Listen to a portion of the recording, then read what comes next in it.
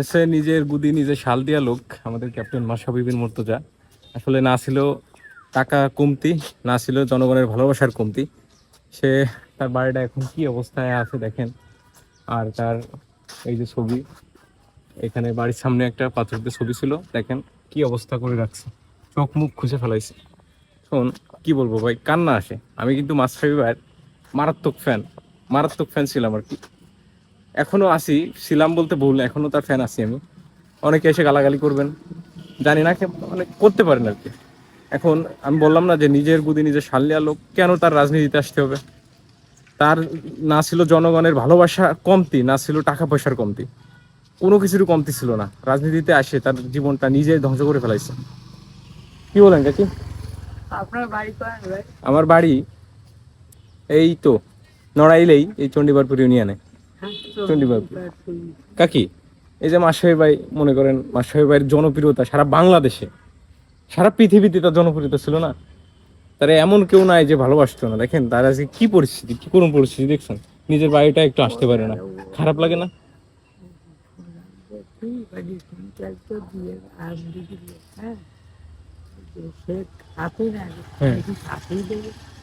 হ্যাঁ হ্যাঁ হ্যাঁ, আমি কাঁদতেছি মনে মনে, বড় দোকানদার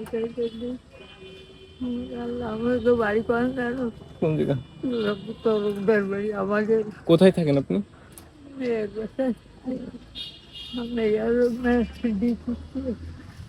তুমি কোন ইয়ার করো ভাই?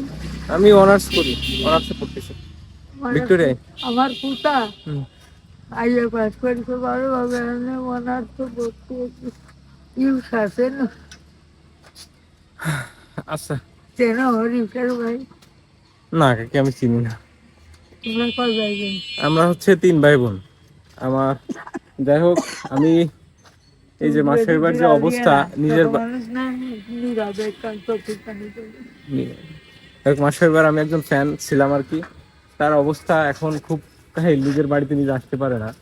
এই অবস্থা আসলে বিষয়টা কি বলবো, বুক ফাটে যায়। ওই যে একটা কথা আছে না যে নিজের গুদে নিজে শাল নিছে, সেই পরিস্থিতি। ওই যে ফার্স্টে বললাম যে টাকা পয়সার অভাব ছিল না, জনগণের ভালোবাসার অভাব ছিল না, সবকিছু শেষ হয়ে গেছে এখন।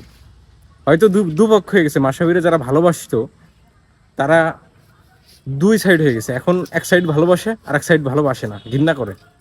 এখন আমি কোনো রাজনৈতিকের দলের জন্য আসি নাই। আমি আসলে, আমার 14 গোষ্ঠী বিএনপি করে, আমি এবার ভোট দিব হচ্ছে দাঁড়িপাল্লাতে, ঠিক আছে?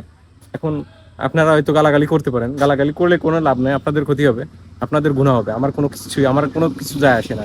কিন্তু আমি মাশরাফিরে ভালোবাসতাম, ভালোবাসি। সে আমাদের বাংলাদেশকে রিপ্রেজেন্ট করেছে সারা বিশ্বের মাটিতে। তার বাড়ির অবস্থা দেখলে আসলে খারাপ লাগে, তার জন্য কান্না আসে। যাই হোক, কি বলবো, আপনারা যারা এই ধরনের ব্যক্তি আছেন, এই রাজনীতিতে যায় কি লাভ? রাজনীতি কি করে? আপনাদের রাজনীতি কি বাদ দেয়? রাজনীতি কি বাদ দেয়, পেটে বাদ দেয়? রাজনীতি আরো নিজের জীবনটা ধ্বংস করে দেয়, নিজের জীবনটাকে নষ্ট করে দেয়। এই মাসে সব প্রমাণ, ডাইরেক্ট প্রমাণ। যাই হোক, ভিডিওটি আপনাদের তাই নাকি? ওরে বাবা, ধন্যবাদ। হ্যাঁ, ধন্যবাদ, অনেক অনেক ধন্যবাদ। যাই হোক, আমার একজন ফলোয়ার পাইছি এই যে। আসলে আমি বেশ কয়েকদিন অসুস্থতার কারণে ভিডিও করতে পারি। রিসেন্টলি সুস্থ হয়েছি, দোয়া করবা, সাথে থাকবা, ইনশাল্লাহ ভালো ভালো উপহার দেবো। যাই হোক, আপনারা ভিডিওগুলো একটু শেয়ার করে দেবেন। আর এই মাশরাফির বাড়িটা আসলে কিছুদিন আগে ভাইরাল হয়ে গেছিলো, আমি এই জন্য আবার আপনাদেরকে দেখাতে আসছি। আর একটা বিষয় কি, এই রাজনৈতিক বিষয়টা মারাত্মক খারাপ, রাজনৈতিক বিষয় থেকে দূরে থাকবেন। আর এই বাড়িটা দেখেন কি অবস্থা।